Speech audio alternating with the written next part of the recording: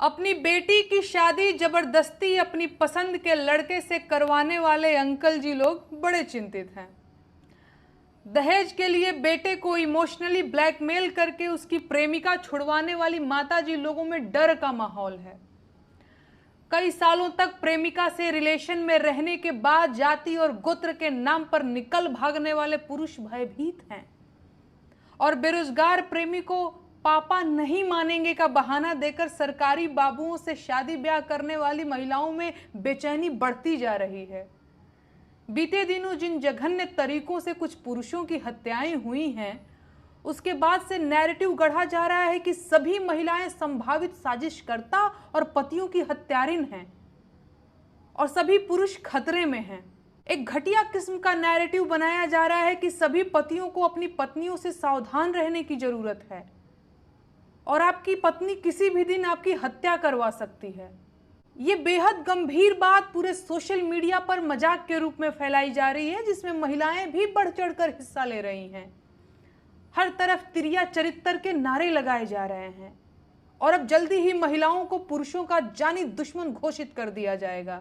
हालांकि इन हत्याओं में महिलाओं के साथ उनके पुरुष साथियों ने भी बढ़ चढ़कर योगदान दिया है, लेकिन इस बात पर किसी को बात नहीं करनी, क्योंकि उसमें मनोरंजन में कमी आ जाएगी, मजा किरकिरा हो जाएगा, मीम खराब हो जाएंगे और महिलाओं को अपमानित करने के मिशन में बाधा आएगी।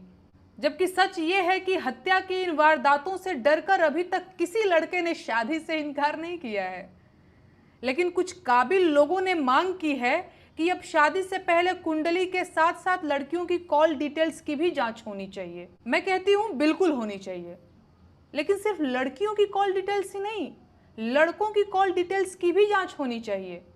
ऐसा तो नहीं है कि जीवन साथी की हत्या सिर्फ महिलाओं ने की है।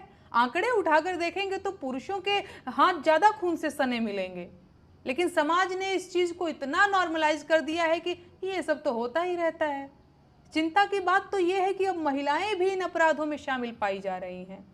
समाज में विवाहेतर संबंधों के चलते हत्याएं पुरुषों की भी हुई हैं और महिलाओं की भी।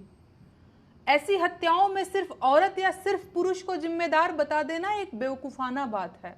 कोई पुरुष अगर अपने एक्स्ट्रा मैरिटल अफेयर के चलते अपनी पत्नी की हत्या करता है, तो क्या उस अपराध में एक अन्य स्त्री इनडायरेक्ट तरीके से शामिल नहीं है?